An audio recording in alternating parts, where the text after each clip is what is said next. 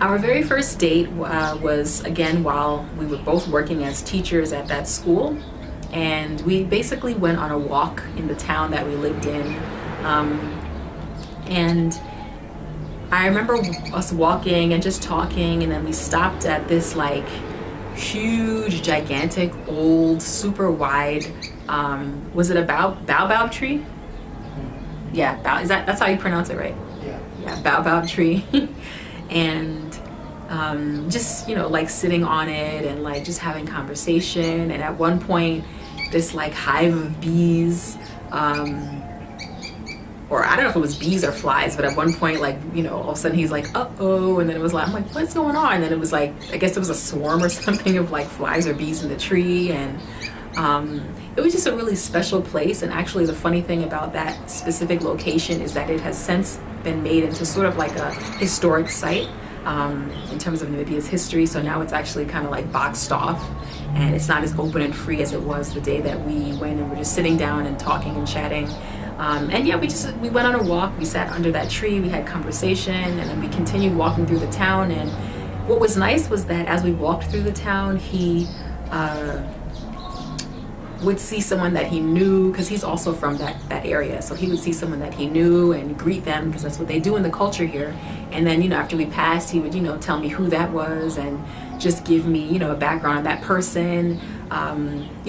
Most of the people in that area, the first thing they speak is not English. It's going to be their mother tongue, which is Oshiwambo. So, he would greet them in Oshiwambo, but then in English, tell me, oh, that's so-and-so and so-and-so. And I just thought that was really like, considerate, that he felt like it was important to tell me, who this person was in the town, or if we passed somebody, who that person was, and just essentially helping me, get more into the culture and, of the background of where I was living. And then there was another time that we went on a date, and it was like a group, it was me, him, and a few other of our colleagues from the school that we worked at.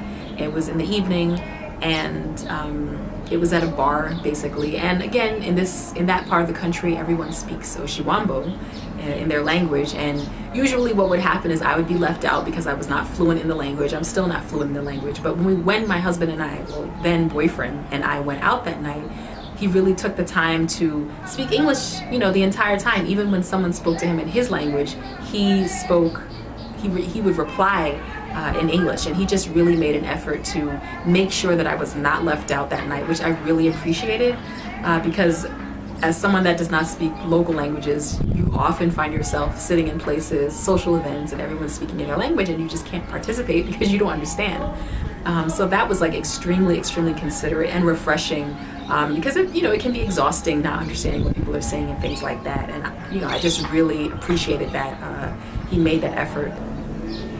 What type of wedding did we have? We had a very local culture, tribal wedding, I would say. I have filmed it, and it's on my YouTube channel, Afro-American in Africa. But it was a mixture of, I would say, sort of, what you would think of when you think of an American wedding with the white dress and church, and definitely heavily, with a heavy emphasis on my husband's local culture, with spears and cattle. And it was our reception, the wedding was in a church, but the reception itself was in my husband's village at his home. Elders, and I had to greet them, my wedding dress, and kneel in my wedding dress. And what else happened? There was a gift bearing ceremony as well, which is, something his culture does. And the types of gifts I was given, local baskets that were handmade by different women, and the women were singing around us and sort of serenading us almost as we left the church. As we entered the home, we had to be welcomed into the home, like before we could actually go into the home, like where the reception was. So it was definitely very elaborate. And there was a week before the wedding, there was a ceremony, and then a week after there was another local ceremony. So you can check those out there on my YouTube channel.